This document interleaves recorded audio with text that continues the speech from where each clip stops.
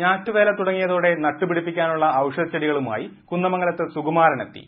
തമിഴ്നാട്ടിലെ ഡിണ്ടിഗലിൽ നിന്നും സംഭരിക്കുന്ന ഔഷധച്ചെടികളാണ് സുകുമാരൻ ആവശ്യക്കാർക്ക് നൽകുന്നത്. ഔഷധച്ചെടികൾ വേണോ, സുകുമാരനെ വിളിക്കൂ എന്ന രീതിയിലാണ് ഇപ്പോൾ കാര്യങ്ങൾ നീങ്ങുന്നത്.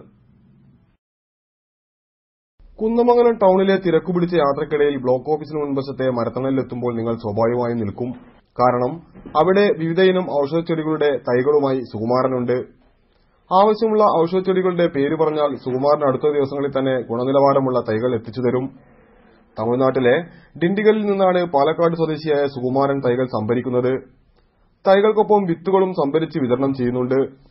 കറ്റാർവാഴ, തേക്ക്, വയമ്പ്, കറിവേപ്പ്, അരളി, ചെറുനാരകം, മഹാഗണി, ആര്യവേപ്പ്, ഉറുമാമ്പഴം, സപ്പോട്ട, സിൽവർ ഓക്ക്, അരിനെല്ലി, റോസ് എന്നിങ്ങനെ ഏതുതരം ചെടികളും ഔഷധ സസ്യങ്ങളും സുകുമാരന്റെ കയ്യിൽ സ്റ്റോക്കുണ്ട്. ആഴ്ചയിൽ ഒരു ദിവസമാണ് ഒരു സ്ഥലത്ത് ക്യാമ്പ് ചെയ്യുന്നത്.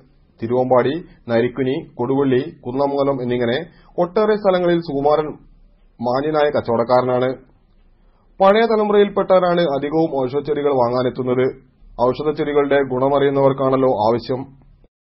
ഔഷധച്ചെടികൾ നിറഞ്ഞ ഒരു ഉദ്യാനത്തെക്കുറിച്ച് നമുക്കും ചിന്തിച്ചു തുടങ്ങാം. തൈകൾ എത്തിച്ചു തരാൻ സുകുമാരനുണ്ടല്ലോ. Lal, Kunnamangalam, spider net news.